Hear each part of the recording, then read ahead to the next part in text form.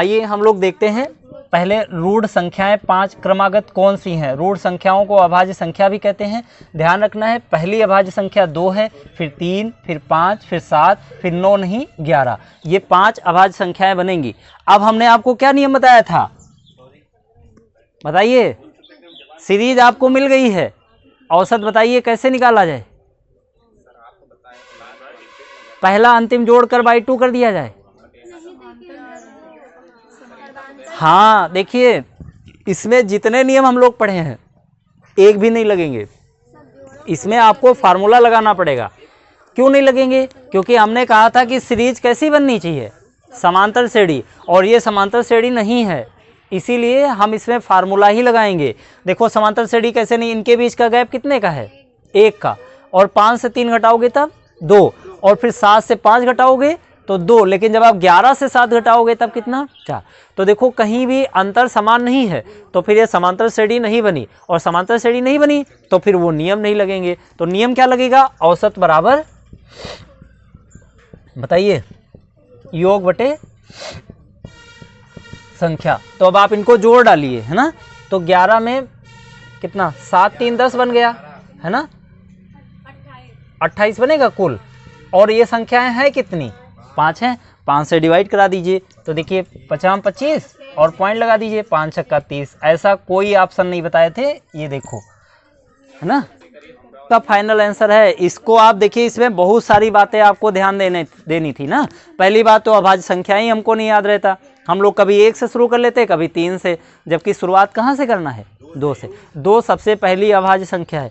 जो super TET वाले paper बनाते हैं वो यही क्वेश्चन हर बार डालते हैं, सबसे छोटी अभाज्य संख्या कौन सी ना, या 2 कैसी संख्या है। तो आपको ध्यान रखना है, 2 एक अकेली सम अभाज्य संख्या है, सम होने के बावजूद भी अभाज्य संख्या है। इसके अलावा आप कोई भी संख्या ले लीजिए, वो सम है तो फिर वो भाज्य होगी, अभाज्य नहीं। सबसे छोटी भाज्य संख्या 4 हो जाएगी, क्योंकि देखो 1 किसी में आता नहीं और 2 आपने इसमें शामिल कर लिया है, 3 भी इसी में आ गया है, तो जाहिर सी बात है 4 बचा, है ना। तो 2 सबसे छोटी अभाज्य संख्या है, लेकिन 4 सबसे छोटी भाज्य संख्या है। ठीक, इतना आपको ध्यान रखना है। तो ये भी क्वेश्चन हो गया। अब चलिए हम लोग किताब के क्वेश्चन पे फिर से आ जाते हैं। 101 से 199 तक, 101 से 199 तक नहीं, 101 से 200 तक, 101 से 200 तक, वरना गड़बड़ हो जाएगा। समस्त सम संख्याओं का औसत ज्ञात कीजिए। 101 से 200 तक समस्त सम संख्याओं का औसत ज्ञात कीजिए। समस्त सम संख्याओं का औसत ज्ञात कीजिए। ये करके दिखा दीजिए जरा। 101 से 200 तक समस्त सम संख्याओं का औसत ज्ञात कीजिए। ये कर दीजिए, बस हो गया है फाइनल। इतना टाइम तो नहीं लगना चाहिए था। 151 151 और किसी का पॉइंट में आंसर नहीं आ रहा। हाँ 150, हाँ वही तो हम कह रहे थे, किसी का पॉइंट में तो आना चाहिए। ये हैं, ठीक है। सुनो, देखो 101 से लेकर कहाँ तक, 300 तक बता रहा, फर्जियन अपने आप पे फेंके। देखो 101 से 200 तक समस्त सम संख्याएं आपको लेना है। सम संख्या, तो हमें ध्यान ये देना है, क्या 101 सम संख्या है, क्या ये विषम संख्या है, तो हमको ये नहीं लेना है। तो इसके बाद कौन सी संख्या पड़ेगी, बस वो हमको ले लेना है, लेकिन लास्ट वाली तो सम संख्या ही है ना, तो वो हमको ले लेना है। यानी हम ये आपको समझाना चाह रहे थे कि जरूरी नहीं जहाँ से वो कहे आप वहीं से आगे तक जाओगे। कभी कभी वो कंफ्यूज करने के लिए विषम संख्या देगा और सम आपको गिनना होगा, तो हम विषम वाली छोड़ देंगे, क्योंकि सम उसके बाद पड़ेगी ना, वहाँ से ले लेंगे। अब इनको जोड़कर बाई 2 कर लीजिए, तो इनको जोड़िए और आधा करिए। हाँ, तो ये बनेगा कितना, 300, और इसका आधा कर लीजिए, है ना, यही हमारा आंसर हो जाएगा। ठीक है, 151। इस तरह से आप देखो, आप लोग बढ़िया समझ गए हैं। अब हम टाइप चेंज करते हैं, हम लोग सेकेंड टाइप के क्वेश्चन पढ़ने जा रहे हैं, जब समूह में कोई नया व्यक्ति शामिल हो जाए। तो आप पहले समझ लो अच्छे से, फिर हम लोग देखेंगे ना कौन सा टाइप है। जब समूह में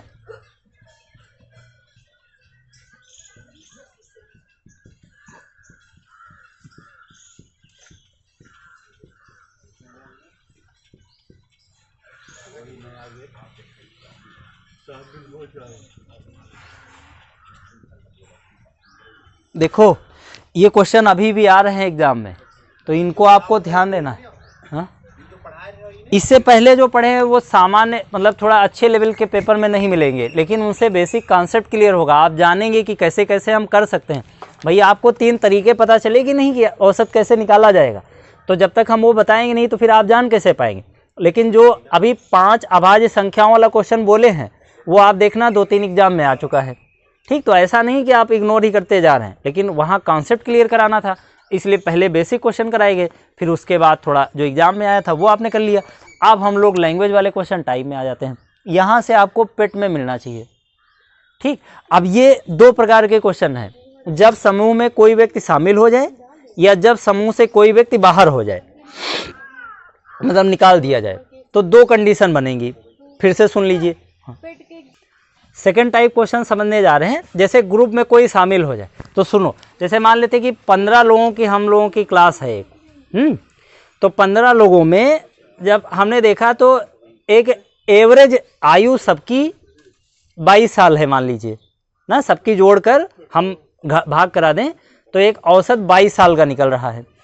लेकिन मान लीजिए अभी सर्वेन सर की आयु को इसी में शामिल कर लिया जाए ना, तो देखो एक नया व्यक्ति समूह में शामिल हो रहा है ना, आप सर्वेन सर की आयु को शामिल कर रहे हैं, तो वो तो 22 साल से ज़्यादा है ना। अब चलो ध्यान से सुनो, अब सुनो ना भैया, जान मान नहीं पाओगे। हालांकि क्वेश्चन तुम्हारा लगेगा, तुम टेंशन ना लो, नहीं जान पाओगे तब भी, लेकिन हम प्रयास कर रहे हैं कि तुम जान पाओ कि क्वेश्चन कहे क्या रहा ना। तो हम क्या बता रहे थे, जैसे मान लीजिए हम लोग पूरी कक्षा की आयु 22 वर्ष की है, तो जैसे इनकी आयु को शामिल कर लिया जाए, तो देखो एक व्यक्ति समूह में शामिल हो रहा है ना, तो और इनकी आयु भी 22 साल से ज़्यादा है, तो 22 साल तक तो ये हम लोगों के बराबर में आ गए। लेकिन 22 साल के ऊपर की जितनी आयु है वो अब सब में बराबर बराबर डिवाइड हो जाएगी, तभी तो एवरेज बनेगा, क्योंकि वो सब में ऐड कर देना है जितनी ऊपर की आयु बनी है। तो ये अब आपकी जो एवरेज आयु है बताओ बढ़ेगी कि घटेगी? बढ़ रही ना। जो 22 के ऊपर की आयु आपने सब में बराबर बांट दिया है, तो आपने अपनी भी तो आयु बढ़ा ली, क्योंकि एवरेज बढ़ रहा है। तो ये एक टाइप हो गया जब समूह में किसी को शामिल करो और एवरेज बढ़ जाए। यही देखना, मान लीजिए कोई ऐसा एक बच्चा इसमें शामिल कर लीजिए, जैसे अभी इधर का घूम रहा था 5 साल का, तो अगर 5 साल के बच्चे को शामिल कर रहे हो तो देखो समूह में एक व्यक्ति शामिल तो हुआ, लेकिन वो 22 साल का नहीं है, तो हम लोगों को अपनी आयु से कुछ निकाल करके उसे 22 साल का बनाना पड़ेगा। तो हम अपनी एवरेज आयु का निकालेंगे ना, तो यहाँ पर एवरेज आयु घट जाएगी। यानी हम तुम्हें ये बात समझाना चाह रहे थे, 2 बातें, कि कभी कभी किसी व्यक्ति के शामिल होने से हमारा एवरेज घटेगा और कभी कभी उसके शामिल होने से हमारा एवरेज बढ़ेगा। अब ये 2 टाइप के बन जाएंगे। और इसी प्रकार जब समूह से किसी व्यक्ति को निकालोगे तब भी 2 टाइप बनेंगे, लेकिन वो हम बाद में बातचीत करेंगे। अभी हम लोग समूह में शामिल करने वाला पढ़ रहे हैं। तो जरा लिखो फिर पहला क्वेश्चन। 36 छात्रों के एक समूह में 36 छात्रों के एक समूह की औसत आयु, लो ए बनाओ, ऐसे बनाओ ये। अब ये जब छेड़ी दी हो तो हमें बताओ इसमें कितने त्रिभुज हैं। पढ़ा चुके हैं ये, हमने कहा था याद ही कर लेना।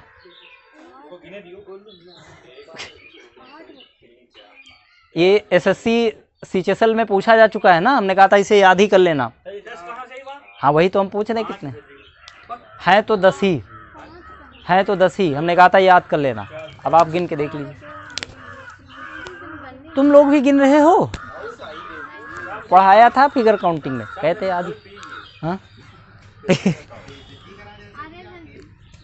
देखो 5 तो आपको दिख ही रहे बाहर बाहर, है ना, छोटे वाले ये, और 5 देखो जहाँ जहाँ ये पॉइंट हैं यहाँ यहाँ बने हैं। देखो कैसे, जो पॉइंट मिला देखो 1 है ना, ये वाले पॉइंट पे गिन लिए हैं।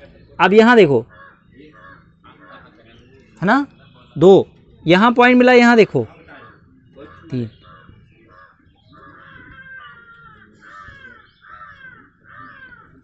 5 छोटे छोटे थे और 5 ये बड़े बड़े बन गए, 5 डूडे भी ले रहा है।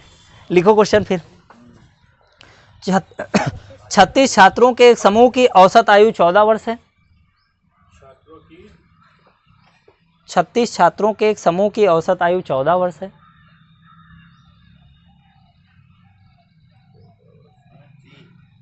जब उसमें शिक्षक की आयु शामिल कर दी जाए, जब उसमें शिक्षक की आयु शामिल कर दी जाए तो औसत 1 वर्ष बढ़ जाता है, तो औसत 1 बढ़ जाता है, औसत 1 बढ़ जाता है। तो शिक्षक की आयु कितने वर्ष है? शिक्षक की आयु कितने वर्ष है? औसत 1 बढ़ जाता है तो शिक्षक की आयु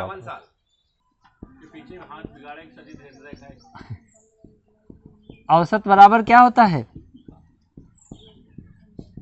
तो अगर संख्या को हम इधर गुणा करा दें तो संख्या गुणे औसत बराबर क्या हो जाएगा? देखो संख्या को हमने इधर बढ़ा दिया तो इधर गुणे में चला जाएगा, तो योग बराबर औसत गुणे संख्या बन जाएगा। हमें इसी का प्रयोग करके कर लेने हैं। सुनो ध्यान से। सबसे पहले देखिए 36 छात्र जब समूह में थे तो उनकी औसत आयु कितनी थी?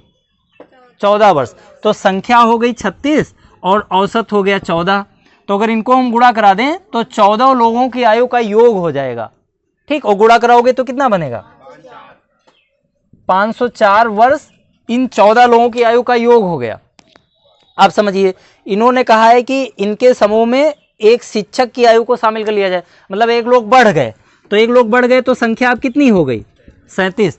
तो इन्होंने कहा है कि इसका औसत भी 1 बढ़ जाता है, तो औसत हो गया कितना? 15। तो अब की बार कितना आएगा?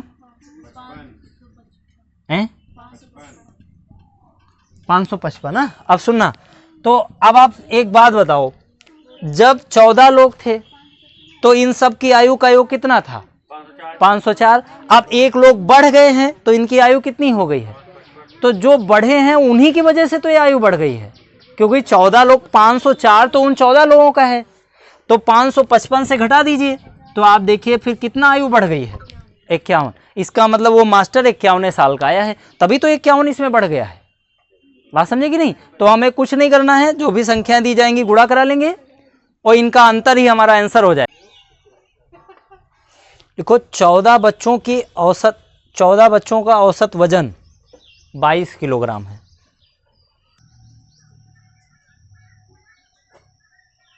यदि अध्यापक का वजन भी शामिल कर लिया जाए, यदि अध्यापक का वजन भी शामिल कर लिया जाए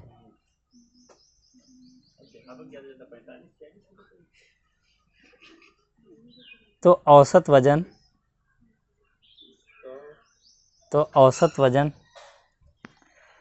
23 किलोग्राम हो जाता है। हाँ, यदि अध्यापक का वजन भी शामिल कर लिया जाए तो औसत वजन 23 किलोग्राम हो जाता है। तो अध्यापक का भार निकालना था। अध्यापक का वजन कितना है? 51 नहीं है, 37 होगा, क्योंकि 34, 37, हाँ 34, 35, 36, 37 ऐसे ऑप्शन दिए हैं, तो 36 या 37 है। आओ देखते हैं। ठीक है, देखो 34, 35, 36, 37 ये ऑप्शन दिए हैं। ये 2019 में MTS के एग्जाम में आया था क्वेश्चन। ठीक, आओ चलो लगा देते हैं।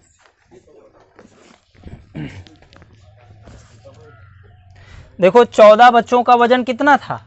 22। तो देखो संख्या हो गई 14 और वजन हो गया 22, है ना।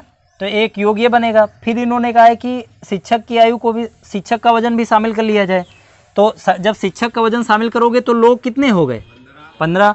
और इन्होंने कहा कि अब इसका औसत कितना हो जाता है? तो 23 लिख दीजिए। यहाँ पर इन्होंने ये नहीं कहा कि एक बढ़ गया, इन्होंने डायरेक्ट यही कह दिया कि कितना हो गया, तो आप उतना ही लिख लीजिए। अगर ये कहते एक बढ़ गया तब भी 22 से 23 होता, और इन्होंने कहा इतना हो गया तब भी। आप गुणा करा लीजिए, बस आपका फाइनल आंसर हो जाए। तो चलिए देखिए, 22 से 14 को गुणा कराएंगे कितना आएगा? 328 308 है। और ये कितना बनेगा? 345। तो इनके बीच का डिफरेंस फिर कितने का बन रहा है? यही हमारा आंसर हो गया। देखो भैया कहाँ गड़बड़ की हो। बस भैया लिखो 10 पार्सलों का वजन 10 पार्सलों का वजन 10 पार्सलों का वजन 1.7 किलोग्राम है। हाँ 1.7 किलोग्राम है। एक नया पार्सल मिलाने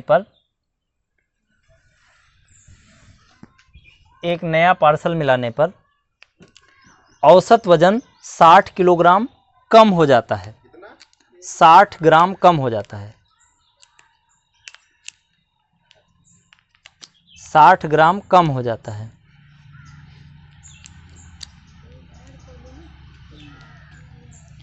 साठ ग्राम कम हो जाता है।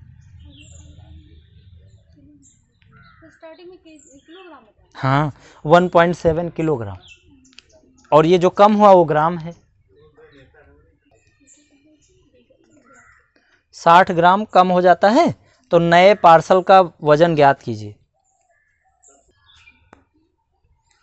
अब की बार देखो नया जब शामिल किए हो तो उसका वजन घट गया है, औसत है ना 60 ग्राम घट गया है। तो ये दोनों बातें हमने आपको समझा दिया था कि बढ़ भी सकता शामिल करने पर और घट भी सकता। तो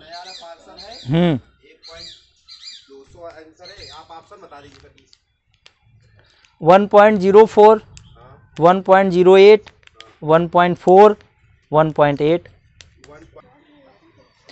देखो जब व्यक्ति को शामिल किए हो तो उसका जो एवरेज है वो घट गया है।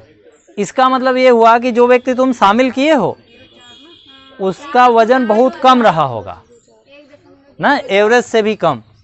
तो पहले एवरेज कितना था? तो 1.7 था। तो 1.7 से कम वाले आपके जवाब होंगे ना 1.7 से। तो 1.8 तो कभी हो ही नहीं सकता क्योंकि ये तो एवरेज से ज़्यादा हो गया ना 1.7 से। तो ये हमारा आंसर तो कभी नहीं हो सकता। सही कह रहे हैं। अब इन तीन में से कोई एक आंसर होगा। तीसरा 1.04 है। आओ देख लेते हैं। सुनना, पहले संख्या कितनी थी बताओ? 10 संख्या थी। उस समय इनका एवरेज कितना था? देखो 1.7 लिखा है ना, तो इसको पूरा 1700 लिख लो। ये देखो हम इधर कर रहे थे भाई 1.7 किलोग्राम है ना, तो अगर इसको हमको पूरा ग्राम में लिखना हो तो हम इसे 1700 ग्राम लिख सकते हैं कि नहीं? 1700 ग्राम का ही मतलब तो 1 किलोग्राम और 700 ग्राम। बात समझे कि नहीं? ये इसलिए लिखा है क्योंकि जो कमी हुई है भार में वो ग्राम में दिया है। तो जब हम ग्राम में लिखेंगे तभी तो ग्राम में कर पाएंगे क्या? तो ये हमने लिख लिया। ठीक। आप देखो एक शामिल कर रहे हो तो 11 लोग हो गए। जब 11 लोग को तुमने शामिल किया तो इन्होंने कहा 60 ग्राम वजन कम हो गया। तो 60 ग्राम वजन हमने इसमें से घटा लिया। तो देखो फिर कितना बचा? 16 14 40 16 भाई 1700 से 60 घटाइए तो 16 40 ही तो बचेगा।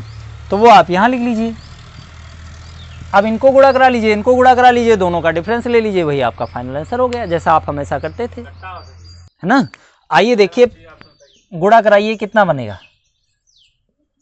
इसको गुणा कराइए। 11 से गुणा करना बताया था, तुम लोग ध्यान नहीं देते हो, कोई बात। 18,040 ठीक है। ये कैसे किया है सुनो। जब भी किसी संख्या को 11 से गुणा करना होगा